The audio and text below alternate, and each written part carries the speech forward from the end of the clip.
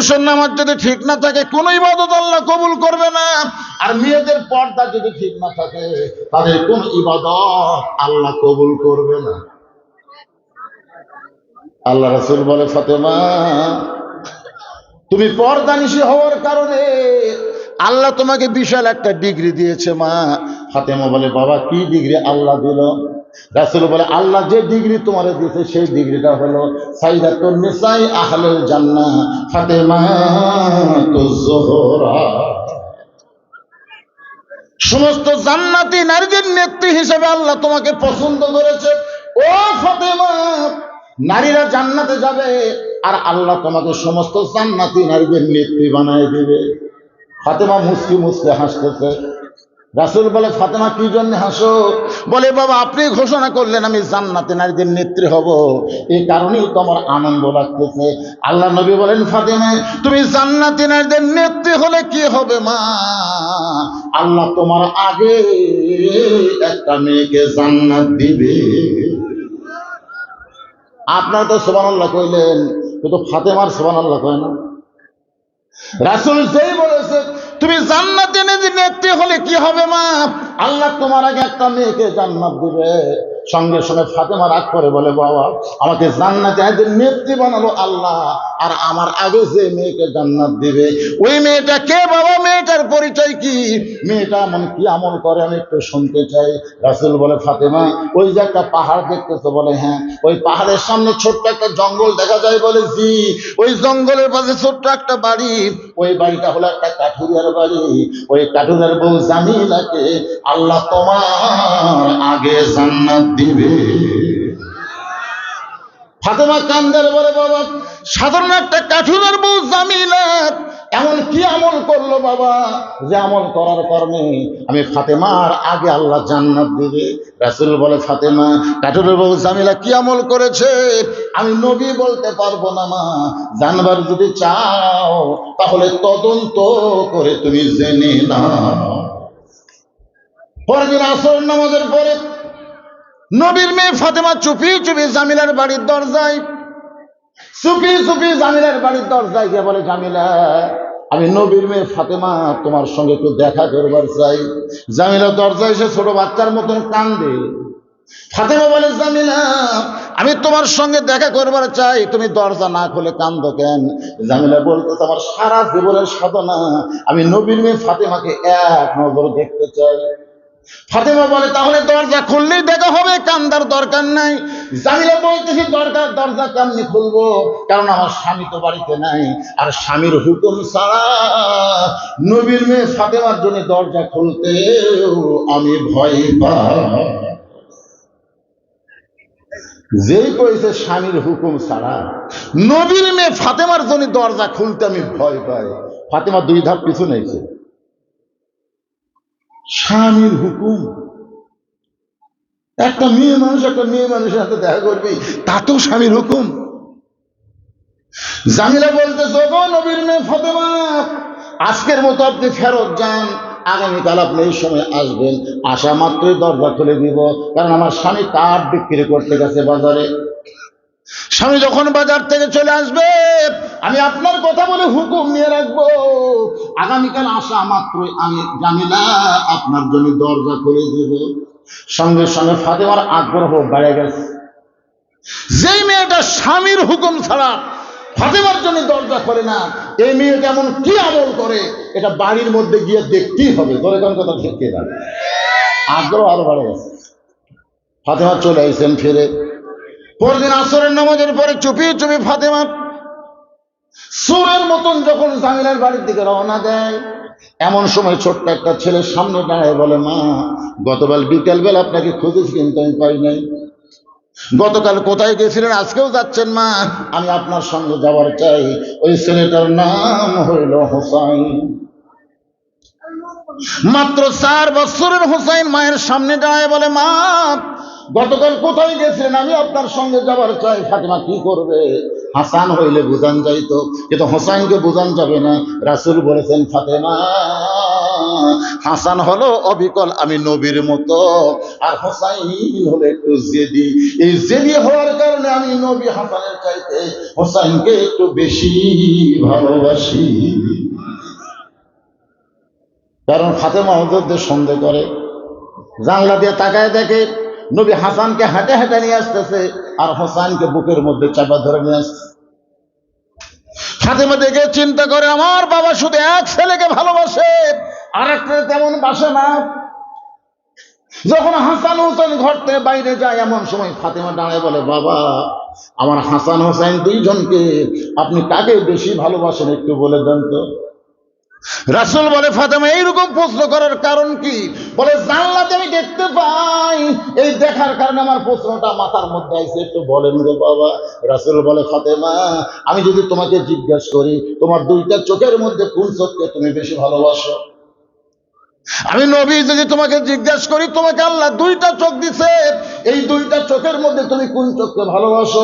ফাতেমা বলতেছে, বাবা দুইটা চোখকে সবাই সমান ভালোবাসে।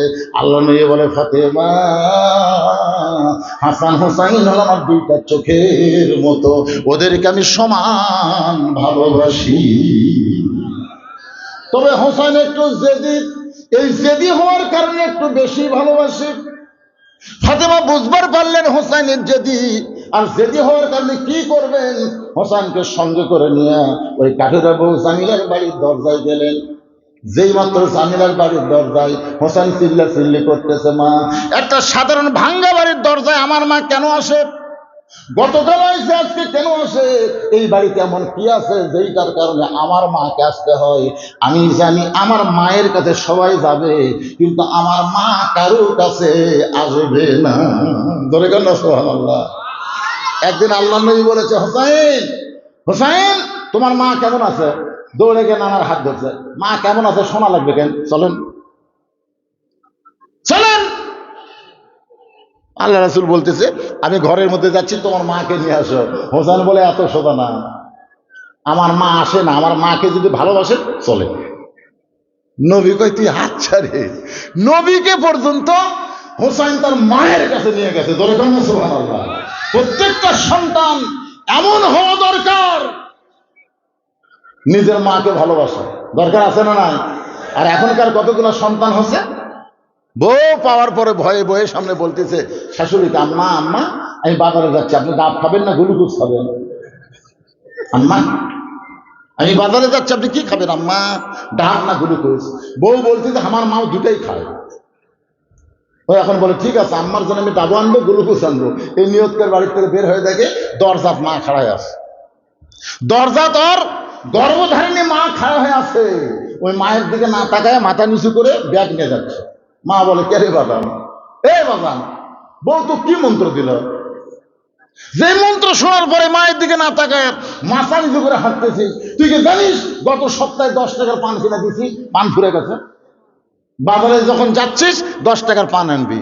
ছেলে বলতেছে, এই জন্য তো তাকাই না, তুমি খালি খাইছি, এত খালি আমার সংসার চলবি? শাশুড়ির জন্য ডাব আনবি গ্লুকোজ আনবি, ওই জায়গার কোনো কথা নাই। আর 10 টাকার পান মা খালি খাই খাই, এইরকম পাটা সমাজে আছে না নাই? বাবাই আনন্দে মাতিয়া সাগরে ভাসাইয়া সেই যে চইলা যায় খবর লয় না, মাজন ধরিয়ায় উদরে কতই যতন করে, 10 মাস পরে পায় প্রসবের বেদনা, এমন দরদি ভবে কেউ হবে না আমার মা গো। মায়ের 1 ফোঁটা দুধের দাম কাটিলে গায়েরই চাম, পারে জুতা বানাইলেও ঋণের শোধ হবে না। কি বলবো প্রসবের কথা, মা বিনে সেই ব্যথা কেউ তো বুঝিবে না। মাজন ঠেকিয়া সন্তানের দায় অকালে মা মারা যায়, মাজন ঠেকিয়া সন্তানের দায় অকালে মা মারা যায়, কেন সে মায়ের ভক্তি করো না, এমন দরদি ভাবে কেউ হবে না আমার মা গো। মায়ের পায়ের তলে সন্তানের কি, এটা বিশ্বাস করেন আপনার? হাদিস বিশ্বাস করেন না? শাশুড়ির পায়ের তলে না মায়ের পায়ের তলে? আল্লাহর মনোযোগ দিয়ে শোনেন। হোসেন বলতেছে আমার মা কেন এই ভাঙ্গা বাড়ির দরজায়, এই বাড়িতে এমন কি আছে? এমন সময় ফাতেমা দরজা দিয়ে বলতেছে জামিলা আমার জন্য কি দরজা খুলবা না? জামিলা বলতেছে 1 ঘন্টা থেকে আমি দাঁড়ায় আছি, আপনি আসা মাত্রই দরজা খুলে দেব। ফাতেমা বলতেছে তাহলে খুলে দাও। জামিলা বলতেছে খুলবার চাইও তো বিপদ হয়ে গেল, আপনার সাথে মনে কি আবার কে যেন আইছে, এই যে গরম গরম বক্তব্য দিচ্ছে। বলে আমার ছেলে হোসাইন। বলে হোসাইনকে আমি যদি ঢুকবার চান তাহলে আজকের মতো ফেরত যান, কারণ আমার স্বামী শুধু আপনার ব্যাপারে হুকুম দিছে, আপনি যে একটা ছেলে নিয়ে আসবেন আর ওই ছেলে সহ যদি ঢুকবার চান তাহলে আজকের মতো ফেরত যান। যেই কইছে আজকের মতো ফেরত যান, সঙ্গে সঙ্গে হোসেন বলে মা এই মেয়েটা অত্যন্ত খারাপ, এর মতন খারাপ মেয়ে দুনিয়াতে নাই। আমি হোসেন তোমার সঙ্গে আইছি আর দরজা খুলবে না, এই খারাপ মেয়ের কাছে কি জানাইছেন? সঙ্গে সঙ্গে ফাতেমা হোসেনকে কোলের মধ্যে নিয়ে কপালে একটা চুমো দেয়, বলে বাবা তুই যারে খারাপ বলতেছো তোর নানা বলেছে ওই মেয়েটা তোমার মায়ের আগে জান্নাতে যাবে। তুমি হোসেন ছোট্ট মানুষ, তুমি তাকে খারাপ বলতেছো, তোমার নানা বলেছে ওই মেয়েটা, যে মেয়েটা দরজা তোমার জন্য খোলে না আমার জন্য খোলে না, ওই মেয়েটা তোমার মায়ের আগে জান্নাতে যাবে। সঙ্গে সঙ্গে হোসেন বলে মা তাহলে খামাকাই কাঠুরের বইয়ের দরজা ঘোরার কি দরকার, আসল জায়গায় চলো, আসল জায়গায় যাওয়া লাগবে। আসল জায়গা হলো মনে বড় আশা ছিল আমি যাব মদিনায়। এই গানটা আব্দুল আলিম যখন প্রথম গাইছিল তখন দিনাজপুরের আলেমেরা বাদী হলো যে আব্দুল আলিম গানটা শুদ্ধ করে গান, গানটা হবে মনে বড় আশা ছিল যাব মক্কা মদিনায়। আপনি শুধু মদিনার কথা বলেন, মক্কা বাদ দেন। আব্দুল আলিম বলে রে আলেমেরা আল্লাহ কোরআনে বলেছেন ইন কুনতুম তুহিব্বুনাল্লাহ ফাত্তাবিউনি, কেউ যদি মদিনার মানুষটাকে কলিজার মধ্যে জায়গা দিবার পারে, তার সুন্নত অনুযায়ী যদি আমল করে, তাহলে শুধু মক্কা নয় মক্কার মালিক পর্যন্ত তার হয়ে যায়। আসল কিন্তু মক্কা না, আসল হলো মদিনা। আসল কি? এখন সবাই আমার সঙ্গে বলেন মনে বড় আশা ছিল আমি যাব মদিনায়, সালাম আমি করব দিয়া, সালাম আমি করব দিয়া নবীজির রওজায়। মনে বড় আশা ছিল আমি যাব মদিনায়, আরব সাগর পাড়ি দিব নাই গো আমার তরি, আমি পাখি নই যে উড়ে যাব ডানাতে ভর করি, আমার স্বাদ আছে সম্বল নাই করি কি উপায়, মনে বড়।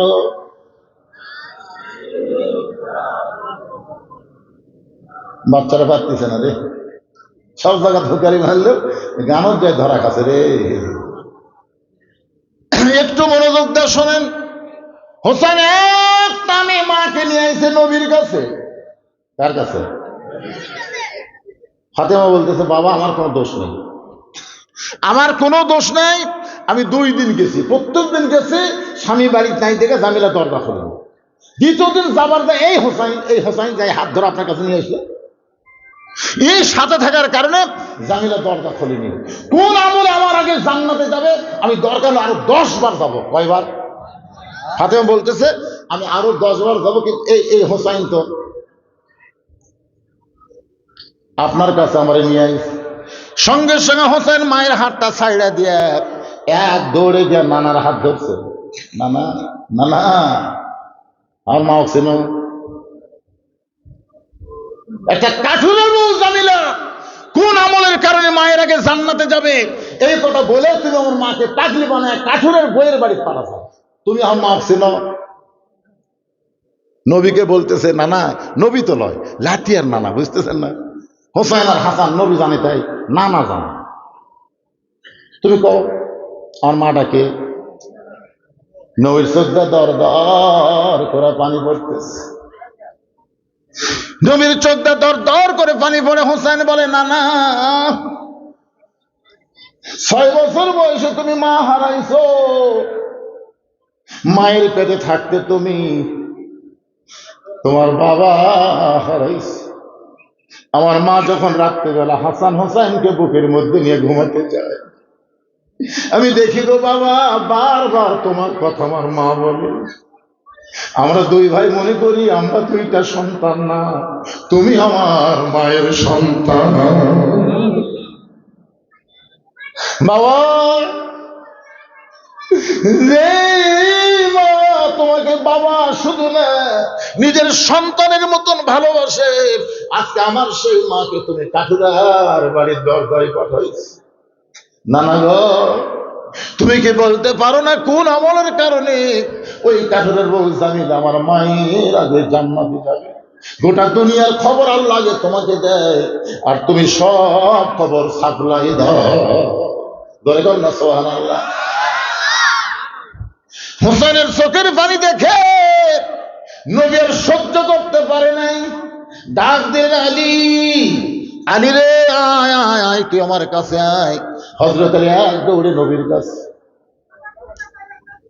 আলী ডাকদা বলে, নবী গো, হঠাৎ এরকম আমারে ডাকলেন কেন? বলে তোর বেটা হোসেন যেইভাবে আমার হাত ধরছে। আলী বলতে, হোসেন তোর নানার হাত ছাইড়া দে। হোসেন বলে, বাবা আপনি জানেন আমার মাকে নানা কোন জায়গায় পাঠাচ্ছে? হযরত আলী বলে, কি হয়েছে? হোসেন বলতেছে, একটা কাঠুরের বউ জামিলা নাকি আমার মায়ের আগে জান্নাতে যাবে, এইটা এই নানা আমার মাও কইছে। আলী বলতেছে, ইয়া রাসূলুল্লাহ, আপনি পুরুষ মানুষকে বললে কোনো সমস্যা নাই, আবু বকর 1 নম্বর, ওমর 2 নম্বর, ওসমান 3 নম্বর, আলী 4 নম্বর, এরকম যদি আপনি বলেন একটা পুরুষ মানুষও মন খারাপ করবে না। পুরুষের ধান্দা হলো জান্নাত, তালি হলো ধরে কথা ঠিক না? পুরুষ মানুষ সবসময় চিন্তা করে জান্নাত তালি হলো, আগে যাওয়ার পরে যাওয়ার কি দরকার, জান্নাত তালি হলো ধরে কোন ঠিক কিনা? নবী যখন বলেছে আবু বকর 1 নম্বর, ওমর 2 নম্বর, ওসমান 3 নম্বর, আলী 4 নম্বর, একটা সাহাবী কি খেয়াল করছে আবু বকর 1 নম্বর, আমি 2 নম্বর? না, এ কথা একটা সাহাবী খেয়াল করেনি। কারণ পুরুষ মানুষের মধ্যে এরকম কোনো চিন্তাই নেই। চিন্তা খালি মেয়ে মানুষের মধ্যে। হাসিনা প্রধানমন্ত্রী হলে খালেদা বেদার, খালেদা প্রধানমন্ত্রী হলে হাসিনা বেদার, বলে কথা ঠিক না? মিলে মিশে থাকতেই পারবে না। এখন চিন্তা করেন, হযরত আলী বলতেছে, রাসূলুল্লাহ এই কথা যদি পুরুষ মানুষকে বলতেন কোনো সমস্যা নাই, এখন আপনার মেয়ে ফাতেমাকে বলছেন। নবী বলে, আলী রে, তোমাকে ডাকার কারণ হলো বলে দাও, বলে দাও, আনা মাদিনাতুল ইলমি ওয়া আলী বাবুহা, আমি হচ্ছে ইলমের শহর, তুমি আলী হচ্ছে সেই ইলমের দরওয়াজা। ধরে গান সুবহানাল্লাহ, বলে দাও। আলী বলতেন, হুজুর আপনি কিন্তু নিষেধ করছিলেন, বলতে কিন্তু আপনি নিষেধ করছিলেন। রাসূল বলতেন, আজকে বলে দাও। হোসেন যেভাবে আমার হাত ধরছে, না বললেই তো হাত ছাড়বে না। ফাতেমা বলতেছে, আপনি জানেন ওই কাঠুরের বউ জামিলা আমার আগে জান্নাতে যাবে, এটা আপনি জানেন? আলী বলতেছে, জানি তো, কিন্তু নবী নিষেধ করছে। আমার স্বামী হয়েও জানি, তাও জানায় না আমার। আল্লাহ রাসূল বলে, আলী বলো। ফাতেমা বলে, স্বামী গো, কোন আমলের কারণে কাঠুরের বউ জামিলা আমার আগে জান্নাতে যাবে? মেহেরবানি করে আপনাকে একটু বলা লাগবে, কিছু লেখা লাগবে না, কিছু বলবেন?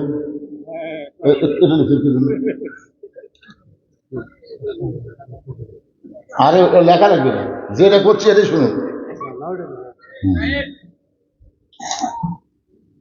কি আমার কথা যে আপনার বুঝতে পারতেছেন? বিরক্ত বিরক্ত ভাব লাগতেছে? কেন বাচ্চারা, তোমাদের খবর কি? একটার মধ্যে তো আমি ঘুম দেখতেছি না। না, সারা রাত না। একটু মোবাইল, একটু মনোযোগ দিয়ে কথাগুলো খেয়াল করবেন। হযরত আলী বলতেছে, ফাতেমা তোমার কি মনে আছে একদিন দুপুর বেলায় তুমি আমার সামনে দাঁড়ায় একটা ওড়না বের করে বললে, স্বামী গো আমার হাসান হোসেন না খেয়ে ঘুমাই গেছে। ঘুম থেকে চেতন পাই দিই, কিন্তু খাবার বায়না ধরবে। কিন্তু আমি মা, আমার বাড়িতে কোনো খাবার নাই, আপনার পকেটে কোনো টাকা নাই, এই কারণে আমার ওন্নাটা দিলাম। এই ওন্নাটা বিক্রি করে যেই টাকা হবে, সেই টাকা দিয়ে হাসান হোসেনের জন্য একটু খাবার নিয়ে আসেন। আলী বলে, ফাতেমা তোমার কি মনে আছে, তুমি ওন্নাটা যখন আমাকে দিলে, আমি ওন্নাটা সঙ্গে সঙ্গে পকেটের মধ্যে ঢুকাইলাম। ওন্না পকেটের মধ্যে করে নিয়ে হযরত আলী বাজারের মধ্যে ঘুরতেছেন। ওন্না পকেট থেকে বের করে বিক্রি করবেন, কিন্তু মন বলতে চালি রে, তুই যদি ওন্না বিক্রি করতে যাস আর খরিদ্দার যদি জিজ্ঞাসা করে আলী ওন্নাটা কার, আর তুই যদি বলিস আমার বউ ফাতেমার ওন্না, তাহলে অবশ্যই খরিদ্দার মনে মনে চিন্তা করবে যে পুরুষ মানুষ বইয়ের জিনিস বেচা খায়, এই পুরুষ হলো দুর্বল পুরুষ। ধরে কোন কি পুরুষ?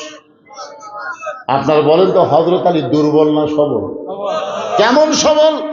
আলী ওয়াসাদুল্লাহিল গালিব, আলী হচ্ছে আল্লাহর সিংহ। ধরে কোন সুবহানাল্লাহ।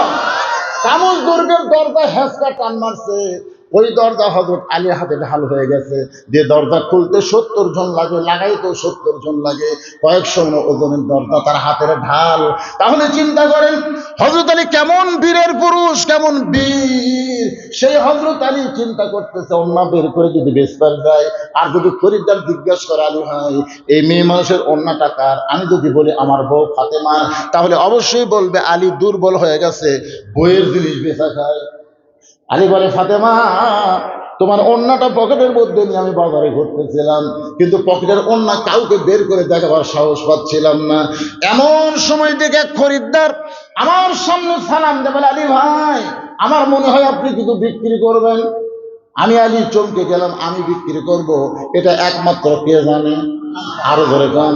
কিন্তু খরিদ্দার বলতেছে আমার মনে হয় আপনি কিছু বিক্রি করবেন। এই বলে খরিদ্দার ব্যাগ আমার সামনে মেলে ধরলো।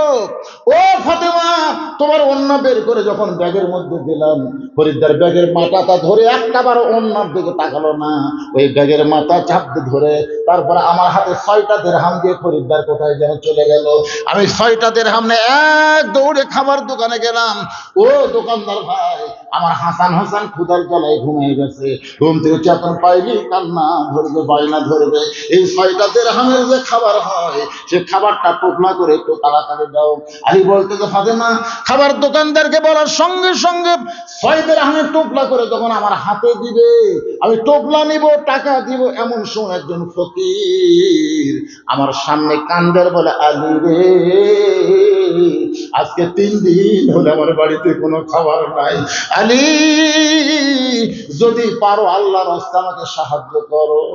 আলী বলতে, ফাতেমা তোমার ওন্না বিক্রি করার 6টা দিরহাম দিয়া খাবার টোপলা নিব, এমন সময় ফকির যখন আমার কাছে কান্দে, আল্লাহর কোরআন আমার সামনে দাঁড়ায় বলে, আলী আম্মা সাইলা ফালা তানহার, আলী রে সাইলকারীর সঙ্গে খারাপ ব্যবহার করিস না, সাইলকারীকে খালি খালি ফিরাস না। আলী বলে, ফাতেমা 6টা দিরহামের মধ্যে একটা দিরহাম যখন ফকিরকে দিয়া 5টা দিরহামের খাবার নেব, এই মনে করে যখন ফকিরকে একটা দিরহাম দিবার যায়, এমন সময় আল্লাহর কোরআন আমার সামনে দাঁড়ায় বলতেছে, ওয়ামা তুনফিকু মিন শাইইন ফি সাবিলিল্লাহি ওয়াফা ইলাইকুম ওয়া আনতুম লা তুযলামুন। আলী ওই ফকিরকে যদি একটা দিরহাম দেস, আমি আল্লাহ তোকে দুনিয়াতে 10টা দিরহাম ফেরত দিব। এই ফকিরকে যদি 2টা দিরহাম দেস, আমি আল্লাহ তোকে 20টা দিরহাম ফেরত দিব। আলী রে ফকিরকে যদি 6টা দিরহাম দেস, আমি আল্লাহ তাআলা তোকে 60টা দিরহাম দিয়ে দিব।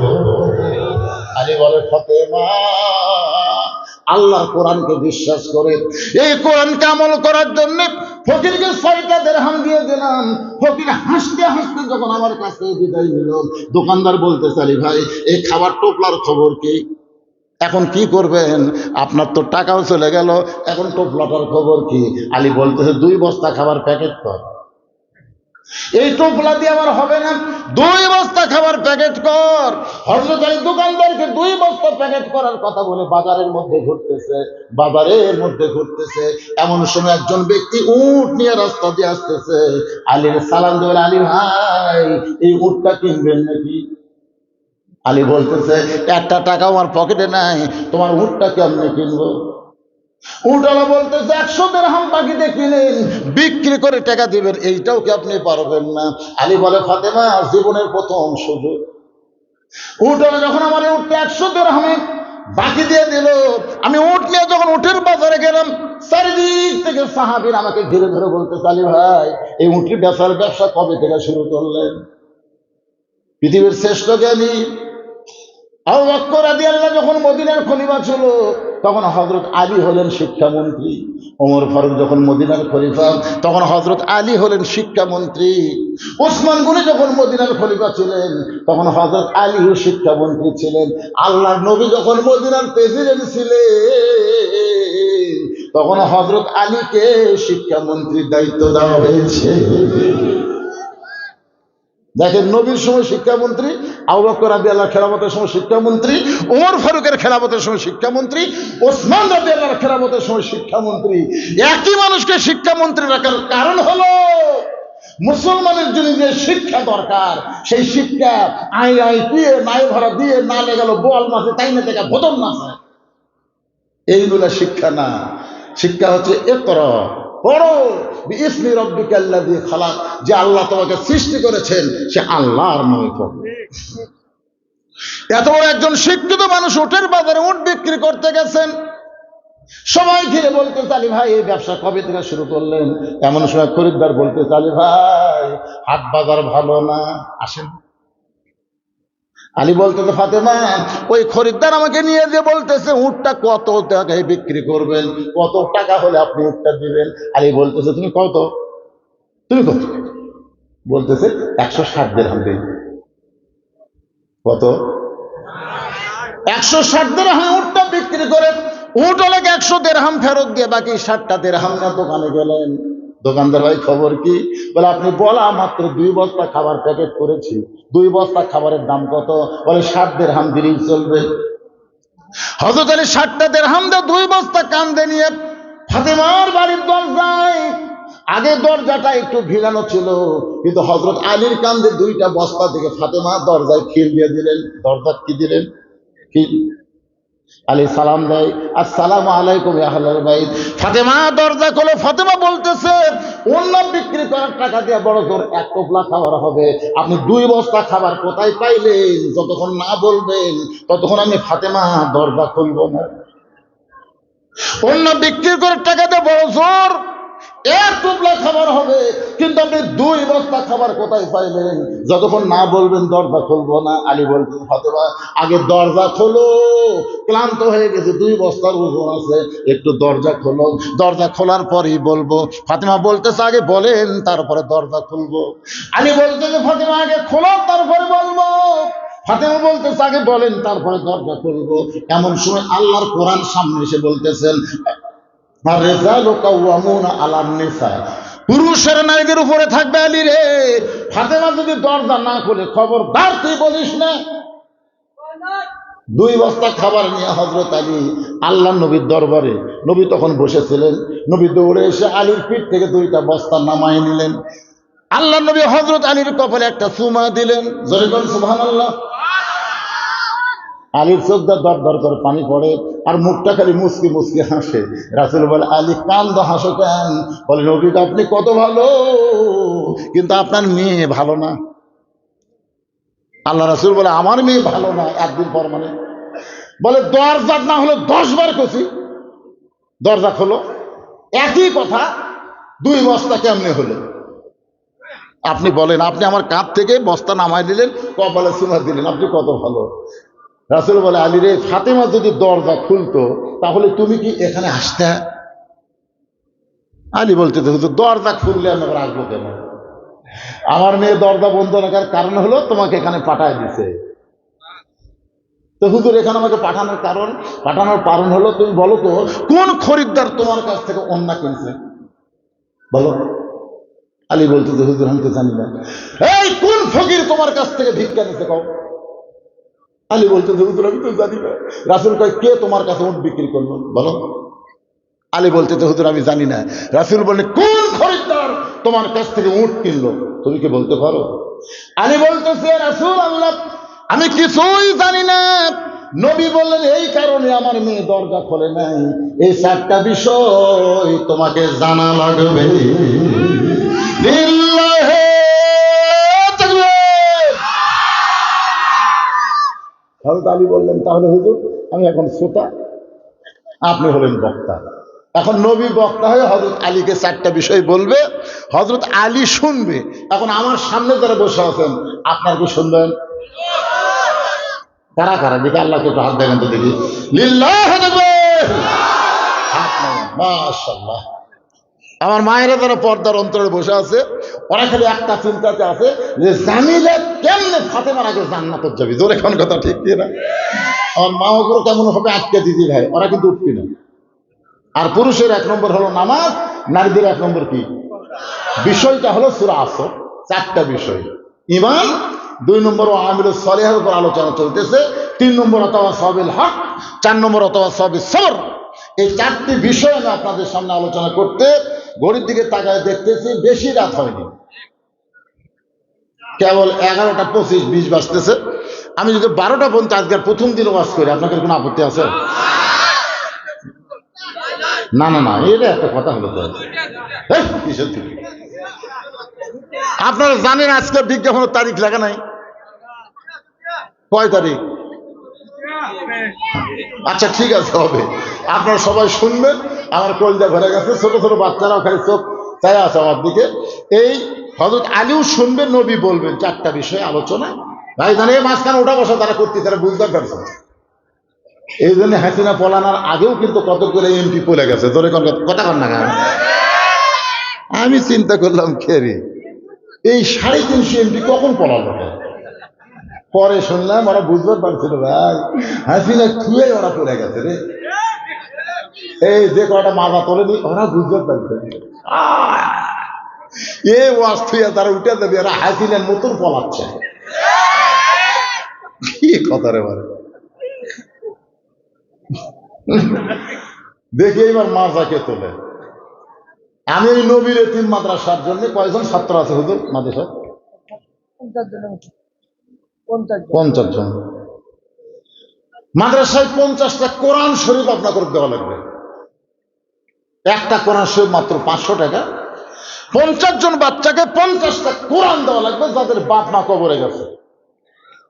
বাপ মার কবরকে জান্নাত বানান। কেউ যদি মনে করে হুজুর আমি একলাই 50টা দেবো তাহলে 25,000 টাকা দিবি হবে। কেউ যদি মনে করে না আমি 2টা কোরআন শরীফ দেবো তাহলে 1000। এই কোরআন শরীফ কিন্তু বাকি বিক্রি হবে নগদ টাকায়। সর্বোত্তম বাপ মাকে ভালোবেসে এই নবীর এতিম মাদ্রাসা একটা কোরআন শরীফ বাবদ 500 টাকা দেবেন। পৃথিবী এই হুজুর উঠলো কারা? বসো বসো। কি হুজুর রে, পাগলি বান্ধা হুজুর রে। সুবহানাল্লাহ। আল্লাহ হক হাফেজ আলেম কবুল কর। আল্লাহ। কি নাম বাবা? সজীব। সর্বোত্তম সজীব কোরআন শরীফ বাবদ 500 টাকা দান করছে। আল্লাহ কোরআন দানের সওয়াব তার আমল নামায় দিয়ে দাও। বাপ মা কবরের কাছে বাপ মার কথা মনে করে দান করেন। বাচ্চারা এখন যাবো যে টাকা দেখাচ্ছে, যাও যাও, দেরি করবেন না। 5 মিনিটের মধ্যে 50 জন আল্লাহর বান্দা 500 টাকা দেবেন। এখানে অনেক আল্লাহর বান্দা আছে 1,10,000টা কোরআন শরীফ 5,000 টাকা দিবে, তাহলে আগে গেল তাড়াতাড়ি। পেজের উপর যারা বসে আছেন আপনারা দেন কোরআন শরীফ। পৃথিবীর শ্রেষ্ঠ দান নবীর মাদ্রাসা একটা কোরআন। এখানে কোরআন দেওয়া লাগবে না, 500 টাকা দিলে একটা কোরআন দানের সওয়াব আল্লাহ দিয়ে দিবে। আমার মা বোনদের কাছে আদায় করার কোন লোক আছে? সেটা আছে? আবু শামা ভাই কোটি গেল রে। জামাই শ্বশুরের জন্য কোরআন শরীফ বাবদ 500 টাকা দান করেছে। আল্লাহ দানকে কবুল করেন। শ্বশুরের কবরকে জান্নাতের টুকরা বানায় দেন। আল্লাহুম্মা আমিন। এই একটা পানি একটাই নিয়ে আসবে, সবগুলো নিয়ে আসবে।